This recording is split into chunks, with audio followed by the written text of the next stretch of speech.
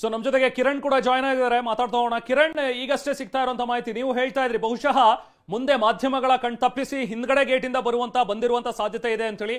ಅದ್ ನಿಜ ಆಗಿದೆ, ಈಗ ದರ್ಶನ್ ಕೂಡ ಅರೆಸ್ಟ್ ಆಗಿದ್ದಾರೆ. ಈಗ ಕಿರಣ್, ಈಗ ಸಿಕ್ಕಿರುವಂತ ಮಾಹಿತಿ ಪ್ರಕಾರ ರೆಹಮಾನ್ ಆ ಒಂದು ಅಪಾರ್ಟ್ಮೆಂಟ್ಗೆ 3 ಗೇಟ್ ಅಂತ ಇದ್ವಿ. 3 ಗೇಟ್ಗೆ 2 ಗೇಟಲ್ಲಿ ಒಂದು ಖಾಲಿ ವೆಹಿಕಲ್ ಬರುತ್ತೆ. ಯಾಕೆಂದ್ರೆ ರ್ಯಾಂಗ್ಲರ್ ಆ ವೆಹಿಕಲ್ ಎಲ್ಲೆಲ್ಲಿ ಮೂವ್ಮೆಂಟ್ ಆಗಿತ್ತು ಅದನ್ನೆಲ್ಲವೂ ಕೂಡ ತೋರಿಸ್ತಾ ಇದ್ವಿ. ಆದರೆ ಇನ್ನೊಂದು ಗೇಟಲ್ಲಿ ಇನೋವಾ 4999 ವೆಹಿಕಲ್ ನಂಬರಲ್ಲಿ ಇನೋವಾದಲ್ಲಿ ಆತ ಹಿಂದಿನ ಗೇಟಲ್ಲಿ ಎಂಟ್ರಿ ಆಗಿರ್ತಾನೆ. ಈಗ ಸಂಬಂಧಪಟ್ಟಂತೆ ಕಾಮಾಕ್ಷಿಪಾಳ್ಯ ಇನ್ಸ್ಪೆಕ್ಟರ್ ಮತ್ತೆ ಮತ್ತೊಬ್ಬರು ಇನ್ಸ್ಪೆಕ್ಟರ್ ಸುಬ್ರಹ್ಮಣ್ಯ ಇಬ್ರು ಕೂಡ ಈಗಾಗಲೇ ಒಳಗಡೆ ಹೋಗಿದ್ದಾರೆ. ಅಲ್ಲಿ ವಿಜಯಲಕ್ಷ್ಮಿ ಇರ್ಬೋದು, ಮತ್ತೆ ದರ್ಶನ್ ಪುತ್ರ ಮತ್ತೆ ದರ್ಶನ್ ಇವರೆಲ್ಲರೂ ಕೂಡ, ತನ್ವೀರ್ ಕೂಡ ಅಲ್ಲೇ ಇದ್ದಾರೆ. ಈಗ ಸಂಬಂಧಪಟ್ಟಂತೆ ಅರೆಸ್ಟ್ ಫಾರ್ಮಾಲಿಟಿ ಈಗಾಗಲೇ ಅಲ್ಲೂ ಕೂಡ ಅವ್ರನ್ನ ಎಲ್ಲವೂ ಕೂಡ ಆರ್ಡರ್ ಕಾಪಿ ತೋರಿಸಿದ್ದಾರೆ.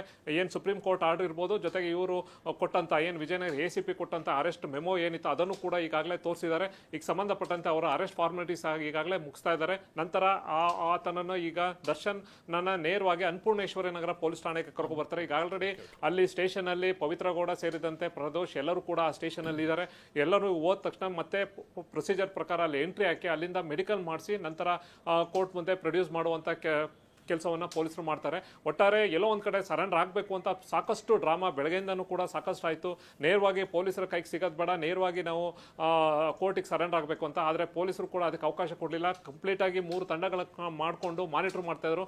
ಅಂತಿಮವಾಗಿ ಆತ ಪೊಲೀಸರು ಮತ್ತೆ ಮೀಡಿಯಾದವ್ರನ್ನ ಕಣ್ತಪ್ಪಿಸಿ ಆತ ಒಳಗಡೆ ಇನ್ನೊಂದು ಬ್ಯಾಕ್ ಏನು ಗೇಟ್ ಇದೆ ಅದರಲ್ಲಿ ಎಂಟ್ರಿ ಆಗಿದ್ದಾನೆ. ಈಗ ಸಂಬಂಧಪಟ್ಟಂತೆ ಅವರ ಫ್ಲಾಟ್ನಲ್ಲಿ ಈಗಾಗಲೇ ಪೊಲೀಸರು ಇದ್ದಾರೆ.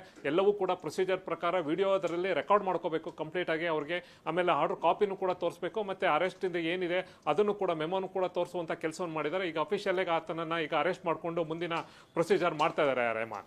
ಓಕೆ ಕಿರಣ್, ಬಹುಶಃ ಇಲ್ಲಿ ನಾವು ಪವಿತ್ರ ಗೌಡ ಕೇಸಲ್ಲೂ ಕೂಡ ಇದನ್ನ ಅಬ್ಸರ್ವ್ ಮಾಡಿದ್ವಿ. ಯಾಕಂದ್ರೆ ಅವರ ವಕೀಲರು ಕೂಡ ಬಂದೆ ಒಂದ್ ನಿಮಿಷ ಮಾತಾಡ್ತೀನಿ. ಅಪಾರ್ಟ್ಮೆಂಟ್ ನ 15ನೇ ಫ್ಲೋರ್ ನಲ್ಲಿರುವಂತಹ ದರ್ಶನ್ ಫ್ಲಾಟ್ ನಂಬರ್ 4154.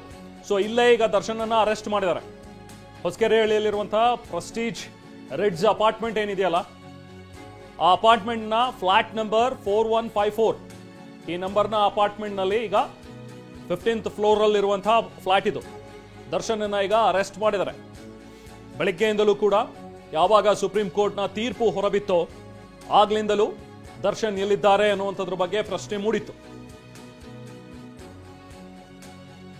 ತಮಿಳುನಾಡು ಬಾರ್ಡರ್ನಲ್ಲಿ ಒಂದು ಟೋಲ್ನಲ್ಲಿ ಅವರ ಕಾರ್ ಪಾಸ್ ಆಗಿದ್ದನ್ನು ನೋಡಿದ್ವಿ.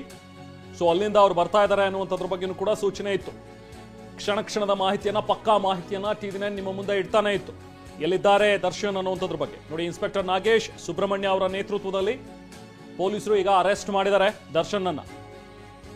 ಪ್ರೆಸ್ಟೀಜ್ ಸೌತ್ ರಿಡ್ಜ್ ಅಪಾರ್ಟ್ಮೆಂಟ್ ನಲ್ಲಿ ಇಬ್ಬರನ್ನು ಈಗ ದರ್ಶನ್ ಅನ್ನ A2, ಈ ಪ್ರಕರಣದ A2 ರೇಣುಕಾಸ್ವಾಮಿ ಕೊಲೆ ಪ್ರಕರಣದಲ್ಲಿ A2 ಆಗಿರುವಂತಹ ದರ್ಶನ್, ಸುಪ್ರೀಂ ಕೋರ್ಟ್ ಇವತ್ತು ಅವರ ಬೇಲನ್ನ ಕ್ಯಾನ್ಸಲ್ ಮಾಡಿರೋ ಬೆನ್ನಲ್ಲೇ ಅವರನ್ನ ಅರೆಸ್ಟ್ ಮಾಡಿದ್ದಾರೆ. ಸೊ ಮಾಧ್ಯಮಗಳ ಕಣ್ತಪ್ಪಿಸಿ, ಪೊಲೀಸರ ಕಣ್ತಪ್ಪಿಸಿ ಹೋಗೋಣ ಅನ್ನುವಂಥದ್ದು ಬಹುಶಃ ಪ್ಲಾನ್ ಇದ್ದಿರಲೂಬಹುದು. ಯಾಕಂದ್ರೆ ಅರೆಸ್ಟ್ ಆದ್ರೆ ಮತ್ತೆ ಮುಜುಗರ ಆಗತ್ತೆ, ಪೊಲೀಸರು ಅರೆಸ್ಟ್ ಮಾಡಿ ಕರ್ಕೊಂಡು ಬಂದ್ರು ಅನ್ನುವಂಥದ್ದಾಗತ್ತೆ. ಅದಕ್ಕೆ ನೇರ ನಾವೇ ಕೋರ್ಟ್ಗೆ ಹೋಗಿ ಸರೆಂಡರ್ ಆಗ್ಬೇಡೋಣ ಅನ್ನುವಂಥ ಒಂದು ಪ್ಲಾನ್ ಕೂಡ ಇತ್ತು. ಆದರೆ ಅದು ಸಫಲ ಆಗೋದಕ್ಕೆ ಪೊಲೀಸರು ಬಿಡ್ಲಿಲ್ಲ. ಕೊನೆಗೆ ಅಪಾರ್ಟ್ಮೆಂಟ್ಗೆ ಬರಲೇಬೇಕಾಯ್ತು. ಸೊ ಇದನ್ನ ನೋಡ್ತಾ ಇದ್ರೆ, ಯಾಕಂದ್ರೆ ಬೆಳಿಗ್ಗೆನೆ RR ನಗರ ಮನೆಯಿಂದ ಅವರ ಅಕ್ಕನ ಮಗ ಚಂದನ್ ಬಂದು ಬ್ಯಾಗ್ ತಗೊಂಡೋದ್ರು. ಕಿರಣ್, ನಾನು ಮಾತಾಡ್ತಾ ಇದ್ದೆ, ಈಗ ಬೆಳಿಗ್ಗೆ ಗಮನಿಸಿದ್ರೆ ನಾವು ಚಂದನ್ ಬಂದು ಒಂದು ಬ್ಯಾಗ್ ತಗೊಂಡು ಹೋಗ್ತಾರೆ RR ನಗರ ಮನೆಯಿಂದ. ಸೊ ಅದಾದ್ಮೇಲೆ ಎಲ್ಲರೂ ಅನ್ಕೊಂಡಿದ್ದು ಬಹುಶಃ ದರ್ಶನ್ ಈ ಬ್ಯಾಗ್ ಅನ್ನ ಎಲ್ಲೋ ಒಂದ್ ಕಡೆ ತರಿಸ್ಕೊಳ್ತಾರೆ. ಸೊ ಅದನ್ನ ತಗೊಂಡು ನೇರವಾಗಿ ಕೋರ್ಟ್ಗೆ ಹೋಗಿ ಅಲ್ಲೇ ಸರೆಂಡರ್ ಆಗ್ತಾರೆ ಅನ್ನುವಂಥದ್ರ ಬಗ್ಗೆ ಇತ್ತು.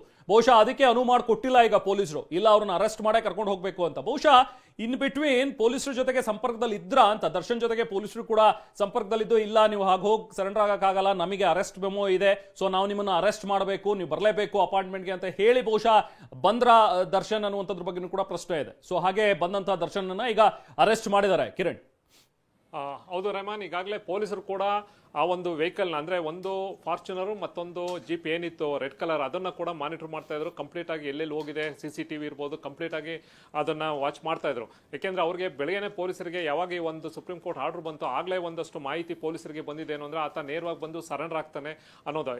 ಆದ್ರೆ ಇರುವಂತ ಇನ್ಫಾರ್ಮೇಶನ್ ಪ್ರಕಾರ ಆತನನ್ನ ಸರೆಂಡರ್ ಆಗಕ್ಕೆ ಬರದ, ಅದಕ್ಕೆ ಸಂಬಂಧಪಟ್ಟಂತೆ ಪೊಲೀಸ್ ಪ್ರೊಸೀಜರ್ ಪ್ರಕಾರ ಆತನನ್ನ ಅರೆಸ್ಟ್ ಮಾಡಬೇಕು. ಹೋಲ್ಡ್ ಕಿರಣ್.